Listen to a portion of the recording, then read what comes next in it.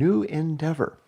I am going to read with you the life of Samuel Johnson as written by his friend James Boswell. Samuel Johnson is one of the preeminent lights of British literary history. He was of the 18th century, and he had a very interesting life, a very challenging life in many ways.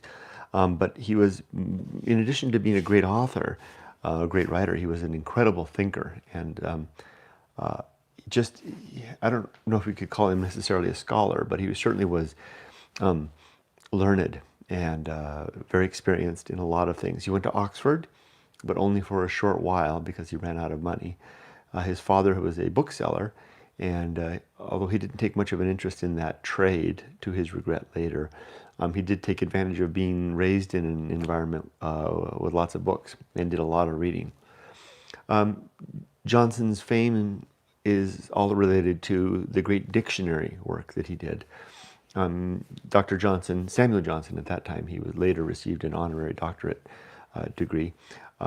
Samuel Johnson made his living as an author, kind of writing on a commission basis. And at one point he was commissioned by I think it was 3 publishers to create an English language dictionary modeled after the dictionaries that were being made in France. This wasn't the first English language dictionary ever, although sometimes he's incorrectly attributed as having written the first English dictionary. But it was certainly, for its time, the best, and may remain perhaps one of the best and most inventive English language dictionaries. In fact, later Johnson became known as the Dictionary Man. And his fame, when he finally did succeed in making the dictionary, his fame, his celebrity, his fortunes were made at that point, largely through a pension that he received that allowed him to live in at least not having to worry about work anymore after that. Dr. Johnson, the project that he undertook for the dictionary, he promised to do it in 3 years. I think it took him 9. The amount of money that he was given to do it would have been about the equivalent now of about $250,000, I think. A large sum of money, but he hired, I think it was 6 or 7 assistants. Maybe it was more than that. And he had a very particular way that he wrote the dictionary. He read a lot, and as he found words that he liked, he would make a note of that word as it was being used in literature. Shakespeare, for example, was one of the great sources for Dr. Johnson's, for his vocabulary, the vocabulary that he pulled out. And he would, read through Shakespeare and find a word that he wanted, make a note on it, and then highlight or underline on it the passage that would be used as a snippet, right? An example. That, for example, thou, right? Near the word thou. So he might find, wherefore art thou, Romeo, right? And he would use, underline, mark thou as the word to be used, and put a T next to it, and then underline the wherefore art thou. And then, so in the dictionary, there was a word for it, the people that did the helpers. He would give this to them, and they would transcribe that, would take that, the T, okay, put thou there, and then the quotation from it. It was little cards that they created.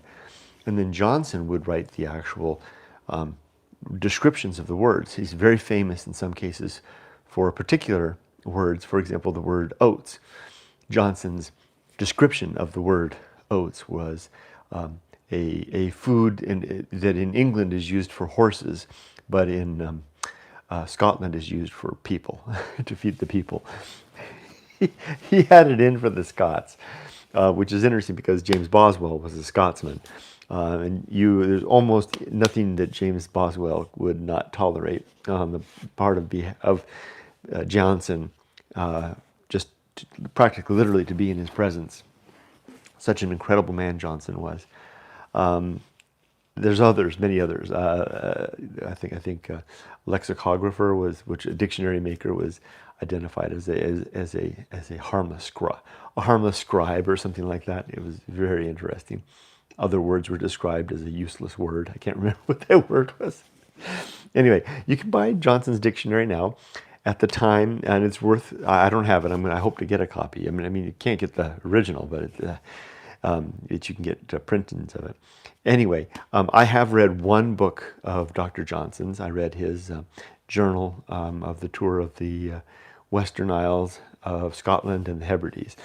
And I wrote also the companion book that goes along with that, which is Johnson's Journal of the Journey to the Western Isle and the Hebrides. Not quite that name, but and which was interesting because Dr. Johnson was writing about their trip together through the Hebrides, and the northern part of the UK and Scotland there. And then Boswell was writing about his observation of Johnson during that time. It was an interesting two books companions to read side by side. Get two versions of the story. One was the experience of the adventure, and the other was the chronicle of one man's observations of the other man's experience of the adventure. Very interesting indeed. So here we go. We're going to go ahead and read this. There are 3 volumes of this. This is volume 1 here, The Life of Samuel Johnson, in reverse, as you can see, with marginal comments by Mrs. Piozzi, who was a friend of Johnson's. Here we go. The Life of Samuel Johnson, LLD.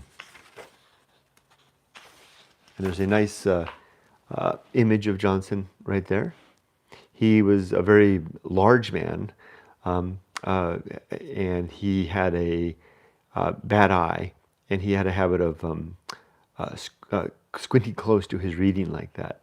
So his wig would often be singed around the edges where the candles got too close to it as a result.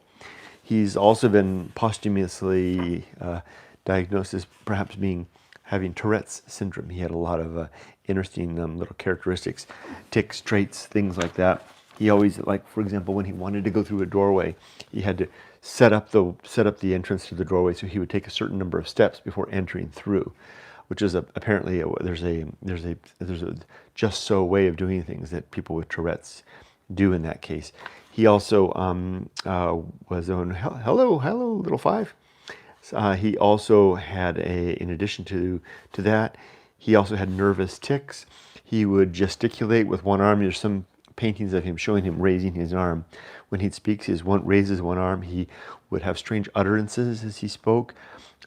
He was apparently quite a sight to watch when he spoke. He scared children. He actually had a failed attempt at becoming a school teacher, started his own school, but he couldn't. He failed at it because he just kind of freaked out all the kids and their parents. So that didn't work out. Thankfully for us, because instead he chose the path of being a writer.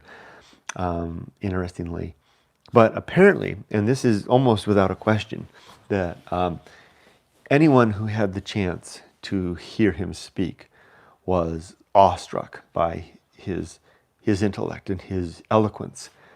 I remember one passage I read, which someone was describing their evening with Johnson, where they were describing they had been talking on a topic, and apparently Johnson hadn't said anything new on that topic, but he said he didn't say anything new, but what he did say, he said so well. So just imagine a man who has these nervous tics, who has these compulsive feelings, who's very religious. He was a very religious man, and a Protestant. Had definite views about the Catholics, had definite views about the Scots, and had definite views about life, and was indeed a larger than life figure. Here we go. The Life of Samuel Johnson, LLD, by James Boswell, Esquire, with marginal comments and markings from 2 copies annotated by Hester Lynch Thrall Piozzi, who was a friend of Johnson's. And so she had 2 copies of Johnson's, of this book, which was written after Johnson had died. So Boswell, who was about 20 years younger than Johnson, Boswell, he deliberately, when he formed this relationship, and I think he went out of his way to go to London from Scotland to actually meet Johnson in London, and they met in a pub, and they became fast friends. And it was very clear that Boswell was how do you describe it? the attendant to unto Johnson. Johnson was the luminary. Boswell was there as a lesser light. And admittedly so, Boswell will describe himself as being someone who history will remember due to his attendance to Samuel Johnson. He was quite clear on that. Although I read books of both authors. I've read Johnson and I've read Boswell. I have to say, I think Boswell is actually maybe the better writer, but Johnson is indeed the man of genius in terms of his actual writing. I mean, it's the type of writing you go, wow, you know. But Boswell's like, wow, that's good, you know, but it's not the wow kind of stuff.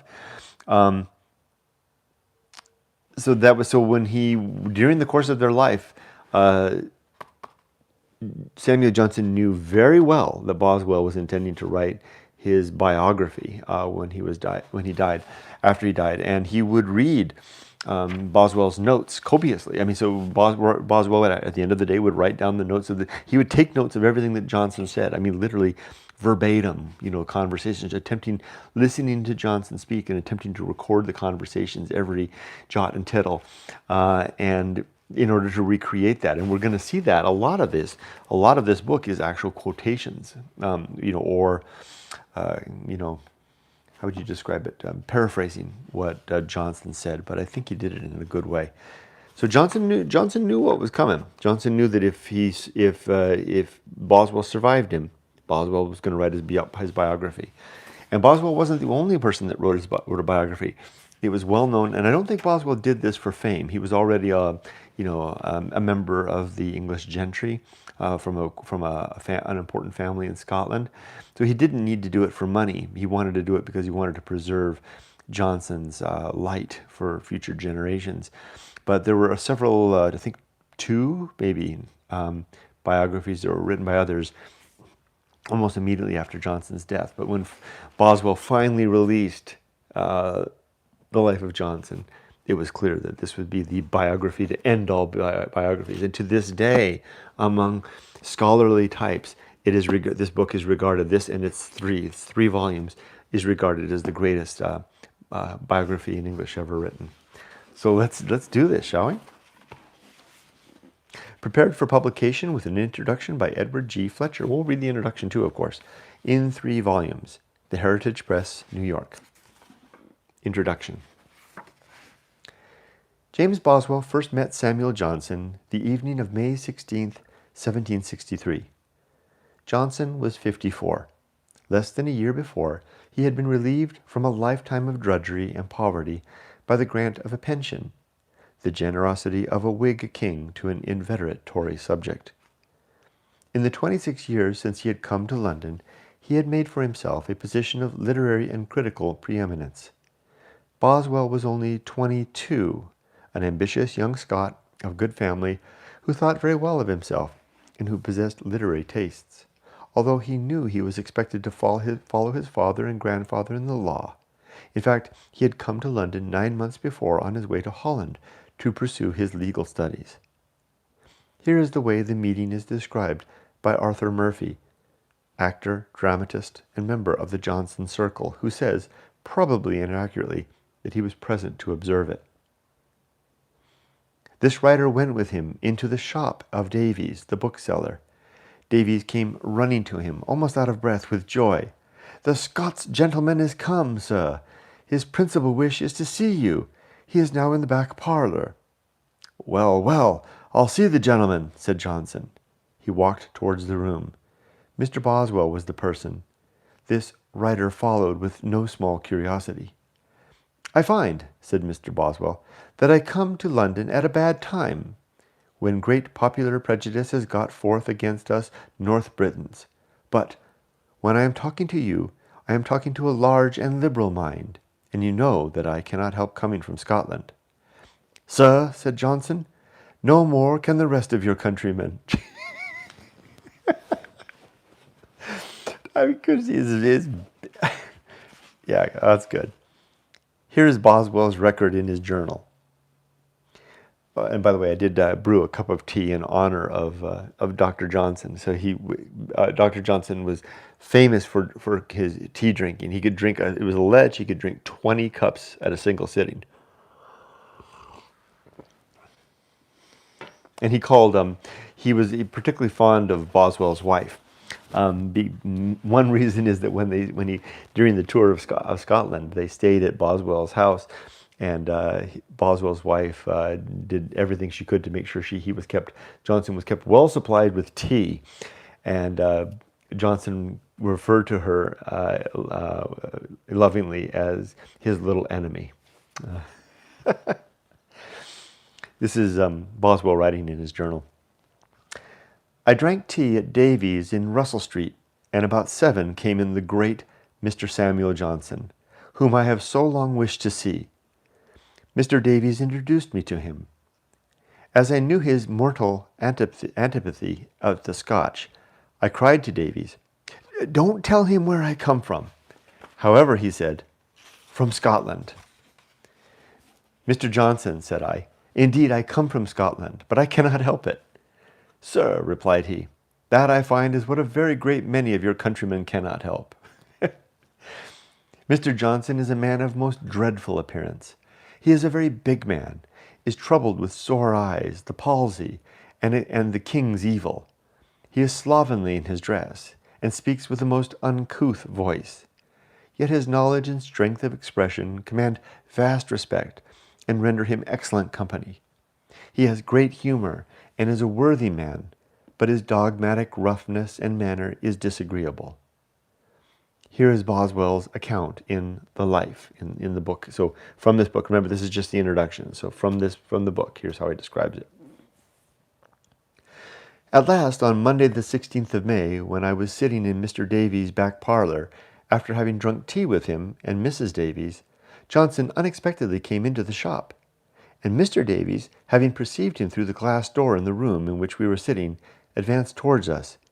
He announced his awful approach to me, somewhat in the manner of an actor in the part of Horatio, when he addresses Hamlet on the appearance of his father's ghosts. "Look, my lord, it comes, it comes." I found that I had a very perfect idea of Johnson's figure from his portrait painted by Sir Joshua Reynolds, the first picture his friend did for him, which Sir Joshua very kindly presented to me.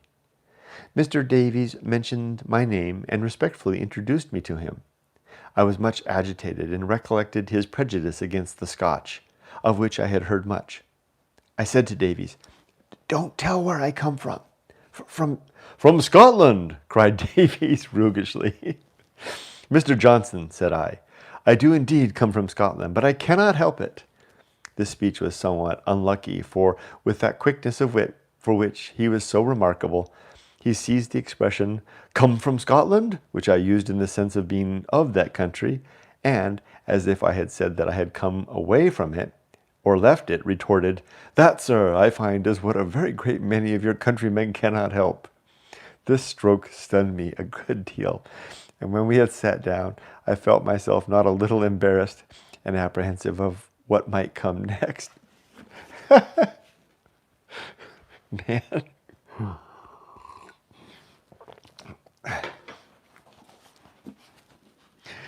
The facts in these 3 accounts, so it's 3 accounts of the meeting of Johnson and Boswell. The facts in these 3 accounts of the famous meeting are substantially the same. The difference lies in the artistic skill with which Boswell has presented them in the life. Boswell had to leave Davies' back parlor, and Johnson to go to another engagement. Davies' assurance to him, "Don't be uneasy, I can see he likes you very well," encouraged Boswell to foster the acquaintance. When he visited Johnson for the second time on June 13th, he was asked to come frequently. He wrote himself notes to see Johnson often, even 2 or 3 times a week. On July 14th, he wrote a friend, "I had the honor of supping tete-a-tete with Mr. Johnson." So at that time he was still Mr. Johnson. I think Boswell rarely called him actually Dr. Johnson. "Oh, hello, Chico."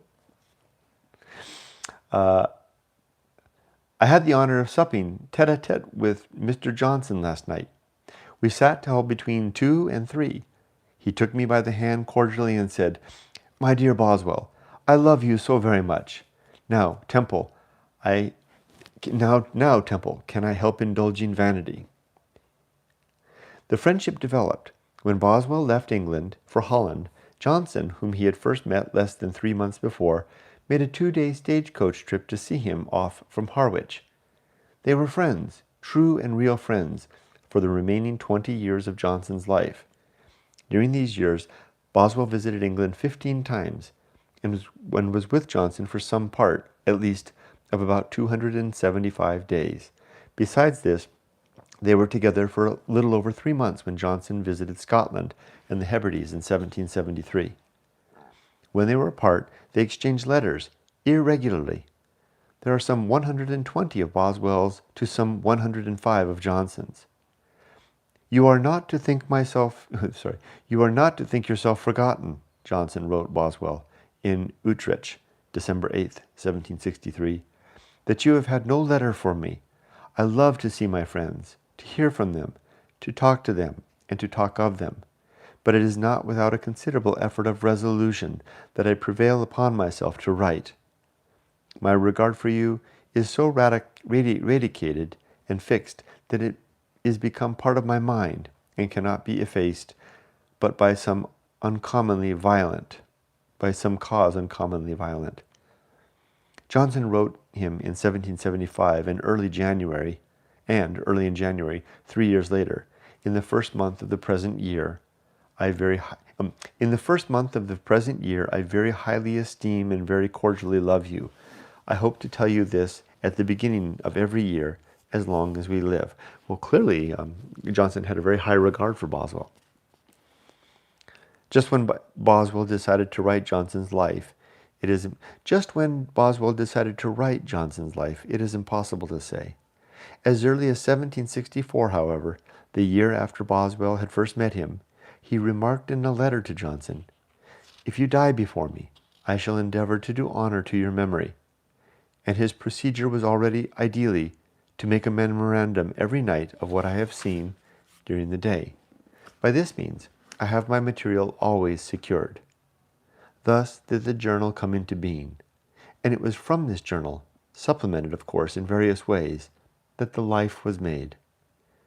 Geoffrey Scott's fascinating 6th volume of the Boswell Papers, The Making of the Life of Johnson, 1929, shows us precisely how Boswell worked up his material. Boswell diligently collected information about Johnson from anyone who could furnish him with anecdotes or letters, and with the help of his own shorthand, preserved a good deal of Johnson's actual conversation. It is a foolish and uninformed notion, however, that imagines Boswell always crowding Johnson's steps, ever ready to pull out of a pocket a little notebook in which, in some 18th century variety of Pitman, to scrawl with all speed lest he miss a few syllables of the great man's remarks. His shorthand was not a stenography, but simply his own system of abbreviating words to facilitate the quick jotting down of something to help him recollect it when it came to bring his journal up to date, or when he could find the time to enter and expand his notes in his journal. It is another false Boswell legend that even in a social group he was ever ready to pull out a notebook or a scrap of paper and record then and there what was being said. Mrs. Hester Thrall, of whom much more presently, once begged Johnson's permission to write something down directly before anything could intervene that might make me forget the force of the expression, a trick which I have, however, seen played steadily, a printer's misreading of stealthily, on common occasions, of sitting down at the other end of the room to write at the moment what should be said in company, either by Johnson or to him, a trick I never practiced myself nor approved of in another. There is something so ill-bred and so inclined to treachery in this conduct that were it commonly adopted, all confidences would soon be exiled from society.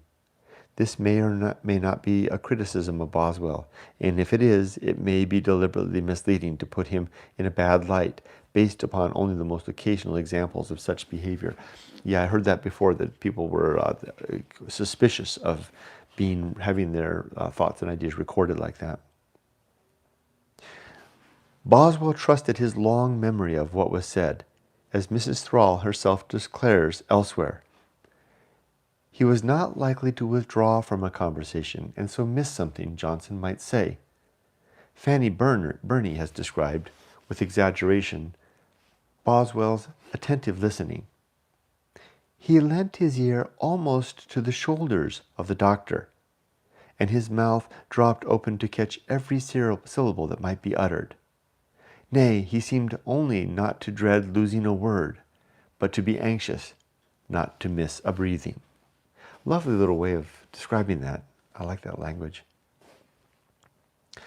Johnson's conversations as printed in the Life are not to be taken as verbatim records of what he actually said, such as an accurate, unedited transcript of a taped recording would be. They are Boswell's reconstruction of the conversation from his notes and his memory of the occasion. A reconstruction in which his aim was to recapture the reality of the talk, which, from his intimate knowledge of Johnson's personality, his mind, and his conversational style, he was supremely competent to do. The success of his achievement is another evidence of the foolishness of the opinion that the fascinating record of Johnson's conversation is some sort of happy accident, and that this record is artless, little more than some sort of naive, naturalistic reporting. Johnson died in December 1784. In September 1785, Boswell published his Journal of the Tour to the Hebrides with Samuel Johnson, LL.D., a first trial of the biographical method he was to employ in the Life. Its frankness met with a great deal of criticism and dispraise. At the end of this book, under the heading, Prepared for the Press, Boswell announced that he was writing a Life of Johnson. Mrs. Thrall published her Anecdotes of the late Samuel Johnson in March 1786. In 1787 appeared an 11-volume edition of Johnson's works, which I own. It's sitting right there. You can see right there. That's what she's referring to right there. The books that I have. Well, you can see it right behind here. See him back there? Wait, no, my tea's in the way. See him right there? You can just see it peeking out. 2 years from that's the complete works of Samuel Johnson right there, which I haven't read yet, but I'm working up to it. Those books, there's 11 copies there, and they're almost 200 years old. Can't wait to read them.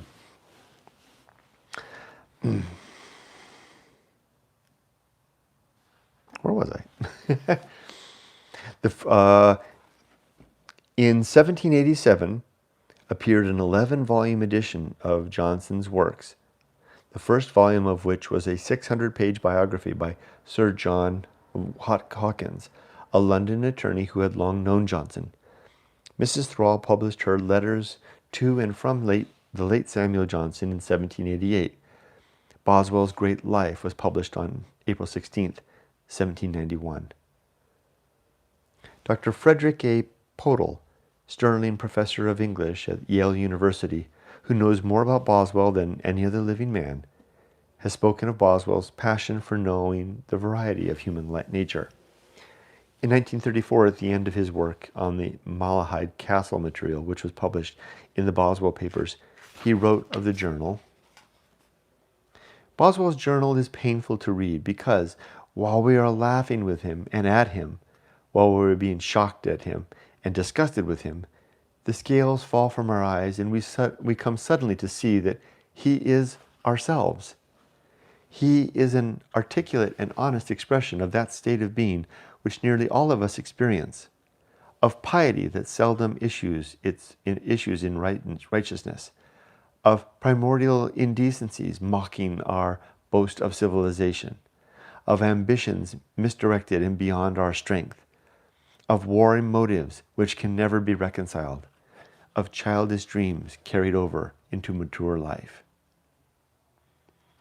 Whatever Boswell's contemporaries may have thought of him, and whatever others may have thought of him since, and there is no lack of those who have found him neither likable nor admirable, no judgment of him can overlook the triumph of his literary accomplishment. That the Life was and is a masterpiece is a critical commonplace, but it already seems apparent that his journal, which with interruptions and gaps is a running account of his life from 1758 on, is likely to take its place as an equally great masterpiece. That's a book I need to get, is the actual journal of James Boswell. Here it's a very, very open in terms of he shares all the reality. Imagine being able to get a glimpse of all the reality from the 18th century. Henry Thrall, Johnson's host. Wait. Yeah, there we go. I skipped ahead. Johnson first met Mrs. Thrall in 1765, 2 years after his first meeting with Boswell. It was presumably on a Wednesday afternoon in March, about 4 o'clock, the customary dining hour of the Thralls. He was introduced by Arthur Murphy, whom we have already met. 12 years later, in 1777, Mrs. Thrall wrote in her diary, "We liked each other so well that the next Thursday was appointed for the same company to meet, and since then Johnson has remained till this day our constant acquaintance, visitor, companion, and friend." All those are uppercase acquaintance, uppercase visitor, uppercase companion, and uppercase friend. Interesting. Is to give some weight to that, almost some agency to that. Which, of course, Johnson was an agent. Henry Thrall, Johnson's host, was probably 36 years old, a good-looking, even handsome businessman who in 1758 had inherited from his father a profitable brewery in Southwark and a country house and extensive estate at Stratham, about 6 miles out of London. Thrall had attended Oxford, toured Europe, and then returned to a pleasant bachelor's life in London. Whatever his reasons for courting Hester Lynch Salisbury, they were married in October 1763, an entirely rational, arranged union, for there was no love on either side. He brought his bride and her mother, to whom he had been very attentive during the courtship, home to the country estate his father had built, Stratham Place, or Stratham Park. Thrall was unimaginative and rather coldly unemotional. He was in all ways conventionally correct and dignified, but with a fondness for a pretty woman. His infidelities were gossiped about. He was given to a rather reckless spending of his profits, when he had them, rather than to building a suitable reserve for emergencies. He had some interest in literature and in literary and artistic people. Mrs. Thrall was 21 in the year of her marriage. She had been born in Wales and brought up in London since she was 6. Always precocious, she was rather well, if somewhat irregularly educated. She was a plumpish woman, less than 5 feet tall, not pretty in any ordinary sense, but animated, with chestnut brown hair, light gray eyes, a loud, somewhat harsh voice, and a flattering, rather than a reticent manner. Warm-hearted, generous, sweet-tempered, replete with wit and pleasantry, and evincing unusual powers of entertainment. Now I can see where the attraction for Dr. Johnson would come from. He would indeed be drawn to such a woman. Between September 1764 and June 1778, Mrs. Thrall bore her husband 12 children. Only 4 of these lived beyond the age of 10. Their daughters, Hester, Maria, Queenie, Susanna, Sophia, and Frances. The Thralls' first son died suddenly at the age of 9 in 1776. Their only other son died in infancy the year before. The Thrall townhouse was in an unfashionable section of London, the old Bankside area of Shakespeare's days, next to the Thrall Brewery in Dead Man's End. The Thralls had few visitors there at first, chiefly her husband's 3 sisters with their businessman husbands and Thrall's former bachelor friends. Johnson dined regularly with the Thralls at the house in the Borough each week during the first months of 1765. That fall, Thrall became a candidate for the House of Commons. He was elected and remained a member of Parliament until he was defeated in 1780, during the illness which ended with his death the following spring. When her childbearing permitted it, his wife was a vigorous campaigner for Thrall. Johnson likewise helped him in his political activities, and in addition interested himself in his business particularly from 1772 on, when Thrall's reckless experimentation with a new method of brewing almost ruined him. When business picked up again, Thrall began to remodel and improve Stratham. One of the additions was a new library, for which he commissioned from Sir Joshua Reynolds a series of 13 portraits which hung on its walls. These included likenesses of Johnson, Burke, Goldsmith, Garrick, and Reynolds himself. Sometime towards the middle of 1766, Johnson joined the Thralls at Stratham for a stay of several months. From that time on, for the next 16 years, he passed much of his time with the family at Stratham or at Dead Man's End. To him, the two houses were home. The Thralls were my master and my mistress.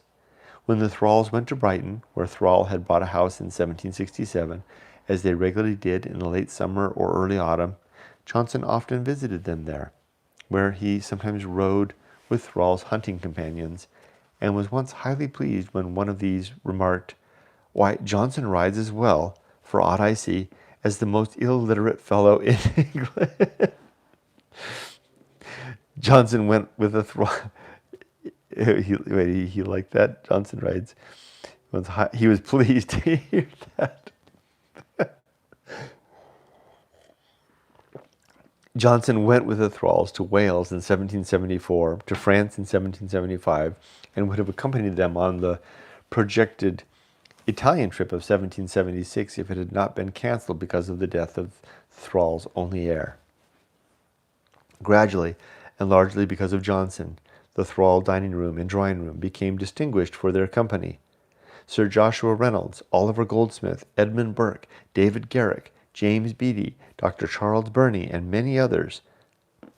Boswell first met Mrs. Thrall in 1768. He first visited Stratham in 1769. On June 8, 1778, Henry Thrall suffered his first stroke. It left him in a state of sometimes torpor, sometimes violence, restful and fanciful to an extreme degree. He gave himself up to immoderate eating and whatever pleasure he could find in a constant flow of company and in restless visits and trips. In January 1781, the Thralls, for the London season, moved into a rented, furnished house in fashionable Grosvenor Square, where, as in the other... Okay, I think I'm going to stop here for tonight. It is time for bed. So we'll continue next time. See if I missed any comments. Live chat. Blah, blah. Oh, there's some stuff. There's a couple comments. Hello from South Texas, Kurt. Hey, Chico. I think I mentioned that earlier. V, hi. Thanks, Kurt. You're welcome. Maddie is a little anime character there, I think. Maddie says, "Do we always go alone when we have guidance from family, friends, etc.?" Going alone is when you move forward without that support and that backing. So it's specific. There's a difference between going alone and the path of wildness. Going alone is when you go particularly into wilderness alone, and you become disconnected, and you have to face down the great indifference on your own. You can't do it if you take somebody with you. Even if you take anything at all with you, a photograph, whatever, even anything at all, it spoils the effort. You can't perceive the great indifference. That's what the going alone is. The path of wildness, on the other hand, you can certainly do with other people. The path of wildness is the moving forward into new life, and you can certainly do that. I'm with others. I'm on the path right now. My whole family's on the path together in this new life that we're taking on. As alone as I am, I have helpers to succeed in my own way. Excellent. That's good. Yes. Hold on to those people. Chowang, I can't pronounce that. CHOWNC. I am going to read your book, Kurt. I watched your videos for years, but was unaware of your writing. Thank you. Oh, you're welcome. Good. Thank you for your support. Let me know if you have any questions. And there's a hand phasing there. Okay, it's time for me to go to bed. You all have a great evening. Make it a good one, and remember, be safe, but not too safe. Take care.